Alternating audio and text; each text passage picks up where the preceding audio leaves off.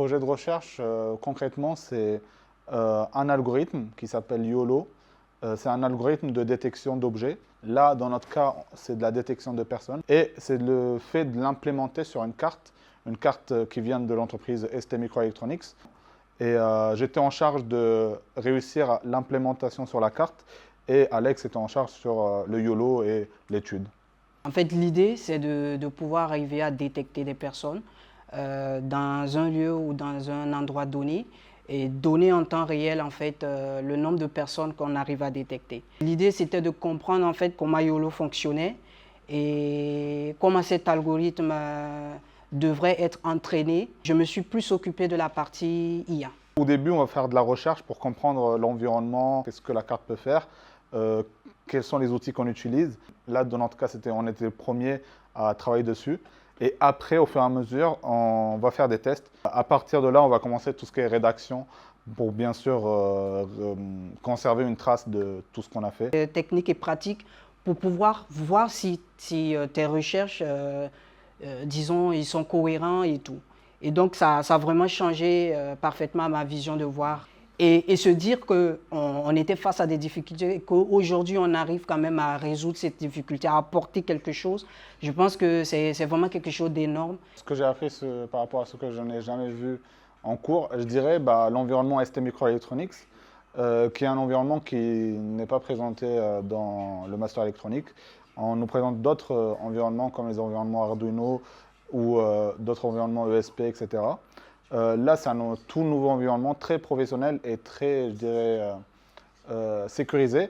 Il faut vraiment une compétence très précise dans le domaine pour comprendre comment on l'utilise, comment on développe là-dessus et comment on crée des projets tout simplement. C'était pour nous la première fois de travailler sur un IDE de STM32 qui est vraiment connu dans le monde du système embarqué.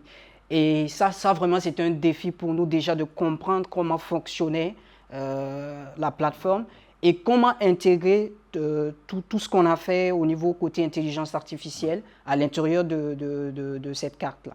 J'ai déjà développé les compétences en programmation au fur et à mesure du parcours universitaire. Et là, c'est encore une couche d'acquis, on va dire, parce que c'est du software appliqué à de l'hardware. Et surtout, c'est vrai qu'en classe, on nous apprend comment former en fait un modèle d'intelligence, comment faire les entraînements.